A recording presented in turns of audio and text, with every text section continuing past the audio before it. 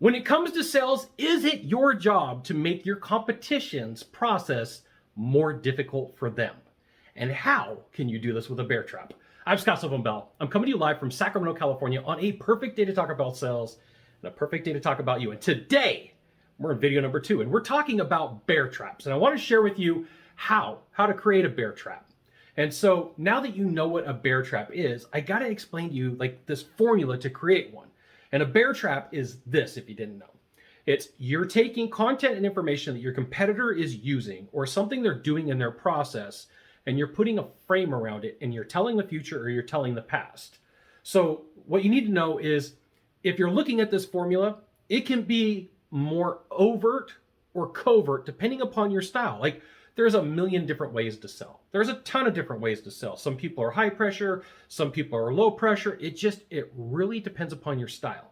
So if you're like, Scott, I need a hard and fast rule. It's got to be exactly the same every time. I'm going to say, hey, it doesn't work that way. This is really going to depend upon your personality. I wish I could give you like exactly pinpoint advice or a pinpoint strategy that's going to work every time for every single person, but it doesn't really necessarily work that way. So what you're going to do is you are going to take a common complaint in your industry or a common complaint about a vendor that you sell against.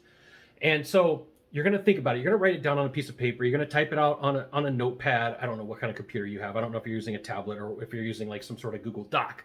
But like, here's what you're going to do is you're going to take that common complaint and you're going to break it down into like 1 or 2 sentences. You're going to make it succinct. You're going to make it very straightforward. You're going to make it very simple.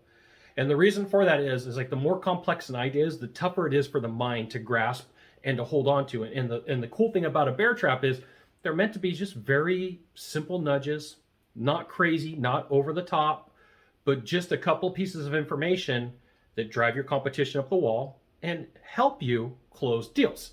So you're going to take this common complaint, this common concern about the product, the service, or the competition. I'm going to use that term roughly, competition, because like a lot of times you really don't have that. They're just people who sell at a lower price, right?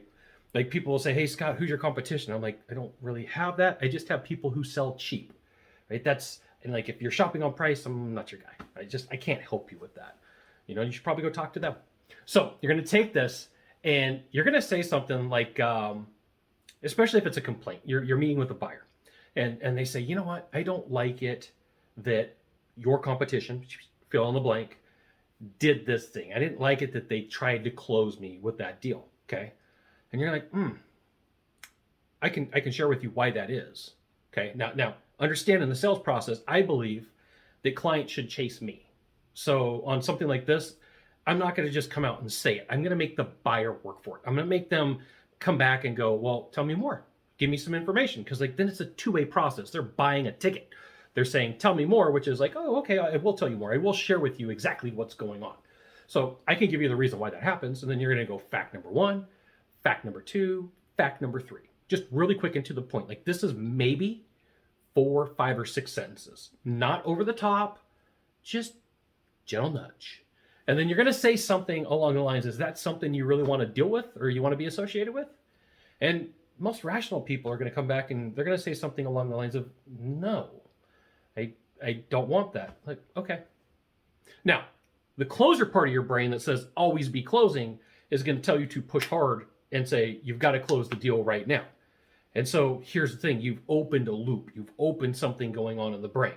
And especially, let's say that you're in the position and you're the first person in. You're the first person to talk to this client, this buyer, and whatever it is. They got a 3-bid process, or they got to talk to a couple of vendors.